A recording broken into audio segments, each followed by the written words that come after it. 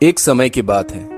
एक गुरु और शिष्य दोनों खिलौने बनाकर बेचा करते थे और जो कोई भी धन मिलता था उससे दोनों का जीवन चल रहा था। गुरु के मार्गदर्शन में शिष्य बहुत ही अच्छे खिलौने बनाने लगा था और उसके खिलौनों से ज्यादा पैसे मिला करते थे।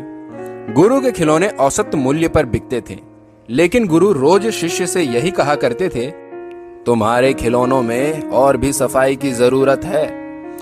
रोज रोज गुरु यही सलाह देते थे। कुछ ही दिनों बाद शिष्य को गुरु की ये सलाह बुरी लगने लगी। शिष्य सोचने लगा, मेरे खिलौने तो गुरुजी के खिलौने से अच्छी कीमत में बिकते हैं। शायद इस वजह से गुरुजी को मेरे से जलन हो रही है, इसलिए वे रोज मुझे यही सलाह दे रहे हैं।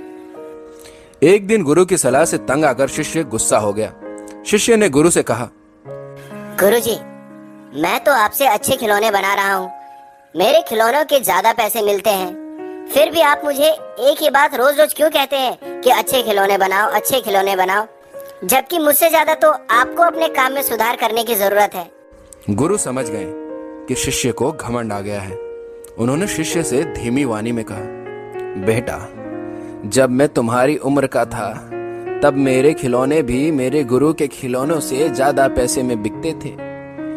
एक दिन मैंने भी तुम्हारी ही तरह मेरे गुरु से भी यही बात कही थी।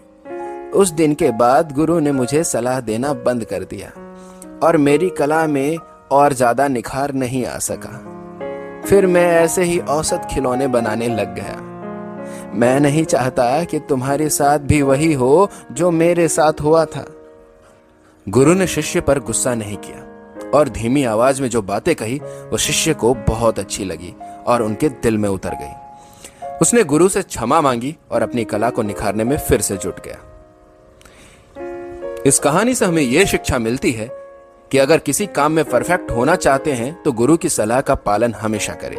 अगर काम थोड़ा बहुत अच्छा करने लगे हैं तो अपनी कला पर घमंड ना करें, वरना कला का विकास नहीं हो पाएगा और व्यक्ति महान कलाकार नहीं बन पाएगा।